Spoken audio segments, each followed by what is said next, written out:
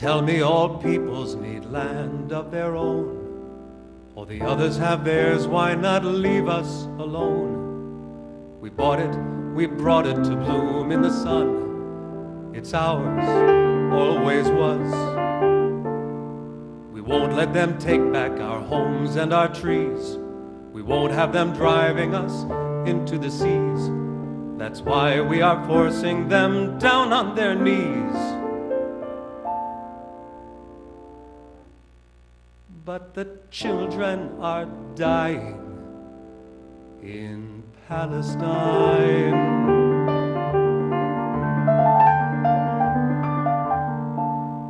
You tell me of centuries caught in despair, pogroms, persecutions, and final solutions. The need of a homeland, safety for Jews. I hear you. You tell me of hatred, of fear and attack, of enemies everywhere we must fight back. The border towns under the gun, but 100 to 1. The children are dying in Palestine. You say there can never be peace till their outrages cease. Of course they say the same. You say it's not true that we forced them to leave, that Jews would do that, you just cannot believe. The Arabs are treacherous, born to deceive. They hate us.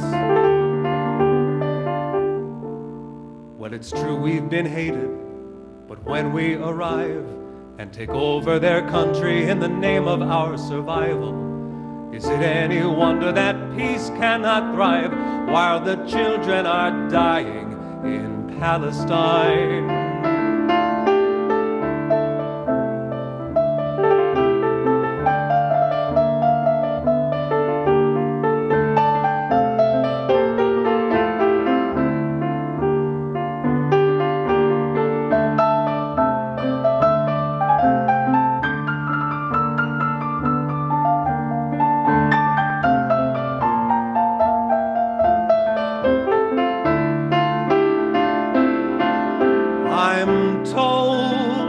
Every state has its Jews, even Jews have their Jews. They've been there all along. You say we must search for some moderate way. We must find a middle ground to save the day. We shouldn't have settlements, they shouldn't prey on our nation. Where is the middle and where the extremes? We've settled their farmlands and stolen their streams. Our generous offers are not what they seem, and the children are dying in Palestine. We're trapped in this horror, it won't go away. We've conquered, but conquering won't win the day. We inspire their hatred, we watch in dismay. It's madness.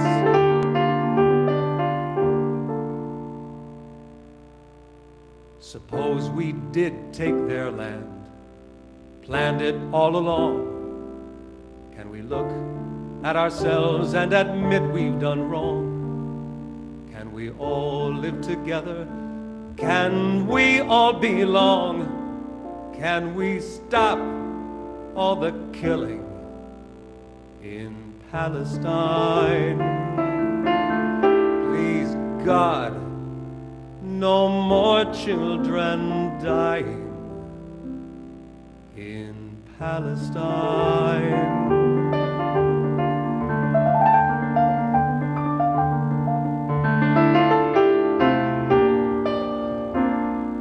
In Palestine.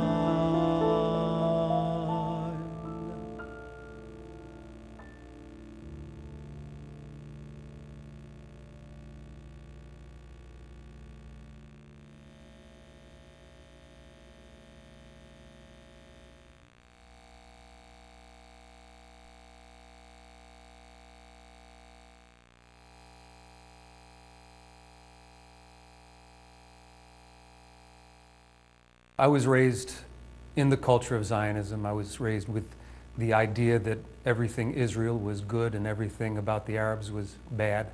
I was the president of a Zionist youth group as a teenager and a member of two others. I worked in Israel for a short time as a pianist in a hotel. It wasn't until several years ago when I became really fed up with all of the bad news coming from Israel that I made a decision that I really wanted to educate myself thoroughly about the situation. I felt that I had a pretty good background in it, but I decided to basically read everything I could get my hands on and speak to everybody that I could think of who had personal knowledge of it from both sides of the situation. And I had every expectation that what would result was that my commitment to Israel would deepen. And that's absolutely not what happened. What did happen was I was shocked to find out that I'd been lied to all my life by my synagogue, by my family, by my Jewish community. I don't necessarily blame those people because I think they were lied to as well. I've come to understand that I've been supporting something all of my life that I never would have supported if I had been told anything resembling the truth.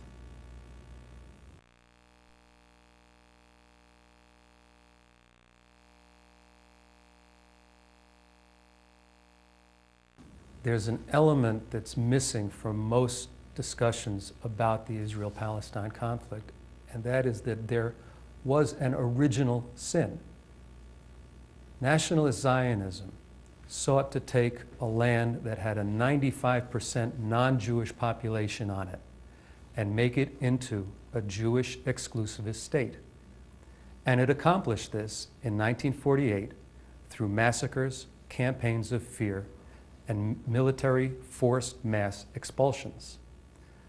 When you consider this and you consider what justice would mean in this situation, the idea of offering them a non-contiguous microstate on 22% of what used to be all theirs doesn't really reflect justice at all.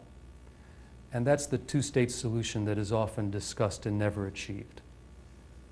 What really needs to be considered is that there's a refugee population that has been excluded from this land for 61 years.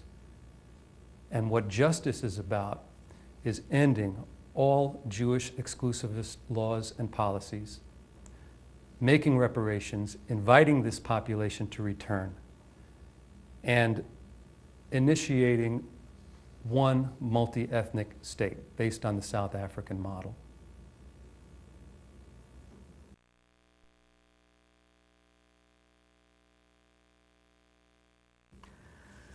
Rich came in with this piece of music and he had the idea of two Jews having a conversation about the situation in Israel and coming from very different perspectives. And there's an old myth that a lot of people have lived inside of for years, if not generations, that Jews were always united on the question of Israel. But in fact, when you go and look at it, if you go back, you find all kinds of dissension, even among the people who did actually move to Palestine and help create Israel. There were people who had a very different vision, a vision of living together with the indigenous people who were essentially written out of history.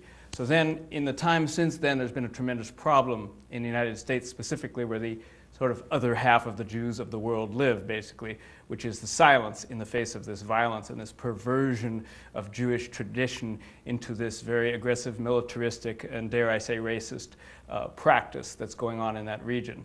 And so the process of looking for justice for everyone has been washed away in this tide of denial. That's what we're trying to examine here. We're trying to go back to Einstein, back to Martin Buber, back to the people who dissented, who wanted to make a Jewish place together with their neighbors. And today,